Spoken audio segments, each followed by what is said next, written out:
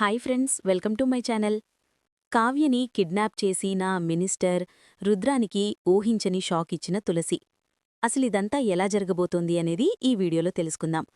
ఇక కావ్య అయితే పాపని తీసుకోమని స్వప్న చేతికైతే ఇస్తుంది. అప్పుడే ఇక స్వప్న ఎక్కడికి వెళుతున్నావే అని అడుగుతూ ఉంటుంది. నా పాపని వెతుక్కుంటూ వెళ్తున్నానక్క అని కావ్య చెప్పడంతో, ఏంటక్క ఇది, డిఎన్ఏ టెస్ట్లో కూడా తను నీ పాపే అని వచ్చింది, ఎందుకిలా చేస్తున్నావో అని అడుగుతూ ఉంటుంది అప్పు. అప్పుడే ఇక కావ్య అయితే, నా పాప కాదు, నా పాప ఎవరో ఏంటో మొత్తం నేను తెలుసుకుంటాను, నా పాప ఎక్కడున్నా సరే నేను కనిపెడతాను, నువ్వు మాత్రం పాపని జాగ్రత్తగా చూసుకో స్వప్న, వచ్చేవరకు అంటూ పాపని స్వప్న చేతికైతే ఇచ్చేసి తను బయలుదేరుతుంది. అప్పుడే అప్పు అయితే స్వప్నతో, ఏంటిదంతా, అసలు దీనికి ఏమైంది, ఎందుకిలా మాట్లాడుతుంది అని అంటూ ఉంటుంది స్వప్నతో.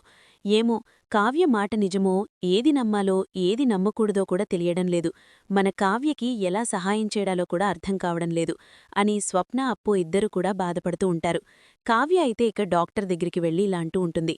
దయచేసి నాకు సహాయం చేయండి, తల్లి మనసుని అర్థం చేసుకోండి, ఒక డాక్టర్గా కాకుండా మీరు ఒక తల్లే కదా, ఒక తల్లిగా ఒక బిడ్డ దూరమైతే ఆ తల్లి ఆవేదనేంటో మీకు తెలుస్తుంది, దయచేసి నా బిడ్డ ఎక్కడుందో నాకు చెప్పండి, నాకు సహాయం చేయండి, మీరు తలుచుకుంటే నా బిడ్డకి ఏమైందో, నా కూతురు ఎక్కడుందో ఖచ్చితంగా మీకు తెలుస్తుంది, దయచేసి నాకు సహాయం చేయండి మేడం, మీ కాళ్లు పట్టుకుంటాను అని అంటూ కావ్య అయితే డాక్టర్ని బ్రతిమలాడుతూ ఉంటుంది. ఇక డాక్టర్ అయితే కావ్యను చూసి చాలా జాలిపడుతూ ఉంటుంది. మేడం, మిమ్మల్ని చూస్తుంటే నాకు కడుపు తరుక్కుపోతోంది, ఒక బిడ్డ కోసం తల్లి పడుతున్న ఆవేదన నేనర్థం చేసుకోగలను మేడం, కానీ మా హాస్పిటల్లో అస్సలు కూడా ఖచ్చితంగా పాప మిస్సవడమంటూ జరగదు అని అంటూ ఉంటే, నా పాప పుట్టినప్పుడు ఆరోగ్యంగా ఉందని, తనకంటే ఎటువంటి హెల్త్ ఇష్యూస్ లేవని మీరే చెప్పారు కదా, మరి నా పాపకి అలాంటి వ్యాధి ఎందుకొస్తుంది అని అంటూ ఉంటుంది కావ్య. అప్పుడే ఇక డాక్టర్ అయితే ఆలోచనలో పడుతుంది. ఇక నర్స్ అయితే కావ్య డాక్టర్తో మాట్లాడ్డమంతా విని వెంటనే మినిస్టర్కి ఫోన్ చేస్తుంది.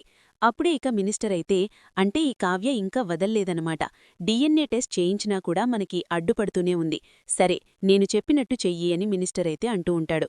అప్పుడే ఇక సరే సార్, అలాగే చేస్తాను అని చెప్పి ఇక నర్స్ అయితే వాయిస్ మార్చి కావ్య ఫోన్కి ఫోన్ చేస్తుంది. ఇక కావ్య అయితే ఫోన్ లిఫ్ట్ చేస్తుంది. హలో అని అంటూ ఉంటే, మీ పాప కోసం మీరు వెతుకుతున్నారు కదా, మీ పాప ఆచికి నాకు తెలుసు, మీరు బయటికొస్తే మొత్తం వివరాలు చెప్తాను అని నర్సైతే మాట్లాడుతుంది. ఆ మాట విని కావ్య అయితే, నా బిడ్డ గురించి చెప్తారా, నేను వస్తున్నాను అని కావ్య బయటికైతే వెళుతుంది. అలా బయటికి వెళ్ళిన తర్వాత ఇక కావ్య చూస్తుంది గాని ఎవ్వరూ కూడా ఉండరు. కాని ఒక వ్యాన్ వచ్చి కావ్యని వ్యాన్లో రౌడీలొచ్చి కావ్యని కిడ్నాప్ అయితే చేస్తారు. అప్పుడే ఇక రుద్రాణి అయితే అంటూ ఉంటుంది మినిస్టర్తో, మీరు కావ్యని కిడ్నాప్ చేయించారా అని అంటూ ఉంటే, అవును రుద్రాణిగారు, ఇప్పుడు కావ్యని కిడ్నాప్ చేయించకపోతే కావ్య ఎంత దూరమైనా వెళుతుంది, అందుకని నా పాప కోసం, నా భార్య కోసం నేను ఏదైనా చేస్తాను అని అంటూ ఉంటాడు మినిస్టర్ అయితే.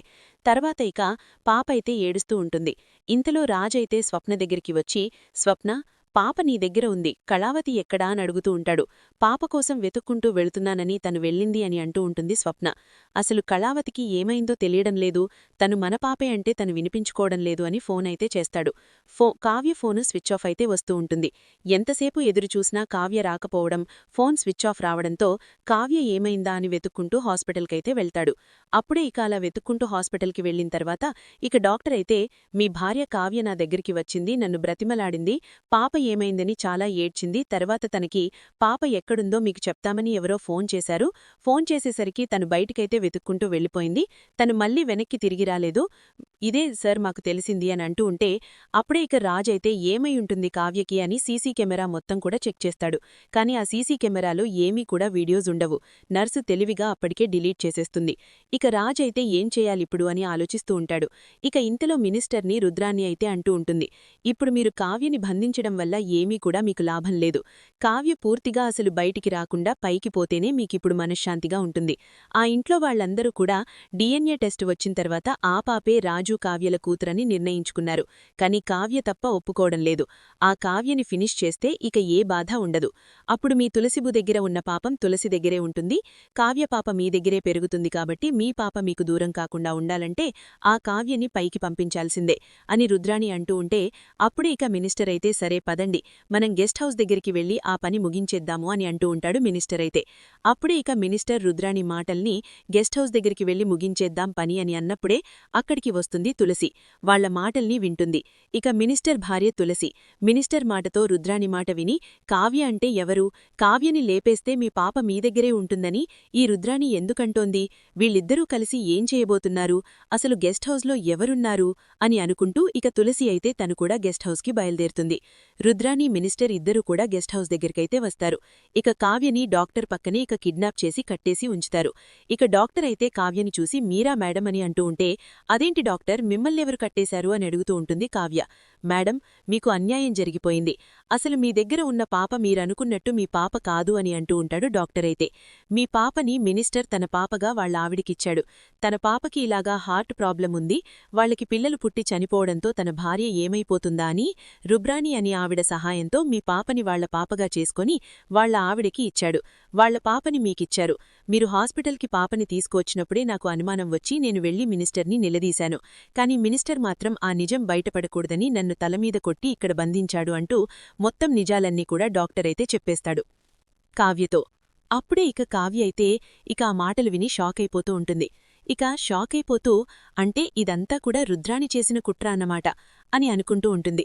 ఇంతలో మినిస్టర్ రుద్రాణి ఇద్దరూ కూడా అక్కడికి వస్తారు. అప్పుడే ఇక రుద్రాణిని చూసి, దుర్మార్గురాలా, నిన్ను బయటికి గెంటేసినా సరే నీకు బుద్ధి రాలేదా, నాకు పుట్టిన పాపని మార్చేస్తావా అని అంటూ ఉంటే, అప్పుడే ఇక రుద్రాణి అయితే అంటూ ఉంటుంది, నన్ను బయటికి గెంటేసి మీరు ఆనందంగా ఉండాలనుకున్నారా, అందుకని ఇలా చేశాను అని అంటూ ఉంటుంది రుద్రాణి. మినిస్టర్ గారు, ఇంకా ఆలోచిస్తారేంటి, ఈ కావ్యని చంపేస్తే కాని ఈ కావ్య పాప మీ దగ్గర సేఫ్గా ఉండదు, లేకపోతే ఏదో ఒకరోజు నా పాప అంటూ మీ ఆవిడ దగ్గర పాపని లాక్కొని తీసుకువెళ్ళిపోతుంది అని అంటూ ఉంటుంది రుద్రాణి. అప్పుడే ఇక రివాల్వర్ బయటికి తీస్తాడు మినిస్టర్ అయితే. ఇక మినిస్టర్ రివాల్వర్ బయటికి తీసి కావ్యకి గురిపెడతాడు. సారీ, నా భార్య కోసం మిమ్మల్ని చంపక తప్పడం లేదు అని అంటూ ఉంటాడు మినిస్టర్. అప్పుడే ఇక తులసి అయితే, ఏవండి అంటూ అక్కడికి వస్తుంది. ఇక తులసి రావడం చూసి రుద్రాణి మినిస్టర్ ఇద్దరూ కూడా షాక్ అయిపోతూ ఉంటారు. అప్పుడే ఇక మినిస్టర్ అయితే, తులసి నువ్వేంతిక్కడా అని అంటూ ఉంటే, మీరిద్దరూ మాట్లాడుకోవడం నేను విన్నాను, మీరేదో చెయ్యరాని తప్పు చేస్తున్నారని నాకర్థమయ్యే నేనిక్కడికి వచ్చాను అని అంటూ ఉంటుంది తులసి. ఎందుకు తనని చంపుతున్నారు, అసలు ఒక ఆడపిల్లని చంపడానికి మీకు మనసెలా ఒప్పుకుంది, మీరు హత్యలు కూడా చేస్తారా, మీరు ఇంత దుర్మార్గులు కాబట్టే ఆ భగవంతుడు మనకి పిల్లల్ని దూరం చేసినట్టున్నాడు, అందుకే పుట్టిన పాపని కూడా అనారోగ్యంతో పుట్టించినట్టున్నాడు, చేసిన పాపాలు ఎక్కడ పోతాయి, కర్మఫలాలై మన పిల్లలకే చుట్టుకుంటాయి అని అంటూ ఉంటుంది తులసి. ఆ మాట విని మినిస్టర్ అయితే, తులసి అంత మాట అనుకో, నేనంతా నీకోసమే చేశాను అని అంటూ ఉంటే, నాకోసం చేశారా, ఒక తల్లిని ఏడ్పించి ఒక తల్లిని బిడ్డకి దూరం చేసి నా సంతోషం కోసం మీరిదంతా చేస్తున్నారా, నాకు అలాంటి సంతోషం అవసరం లేదు, పిల్లలు లేకపోయినా గొడ్రాలుగా బ్రతుకుతాను, కాని ఒకర్ని హింసించి ఒకర్ని చంపి ఆనందం పడితే అది నేను నా పిల్లలకు కూడా మంచిది కాదు, మీరిలా చేస్తే మాత్రం నేనిక్కడే ఈ రివాల్వర్తోనే నన్ను నేను షూట్ చేసుకుంటాను అని అంటూ ఊహించని నిర్ణయం తీసుకుంటుంది తులసి.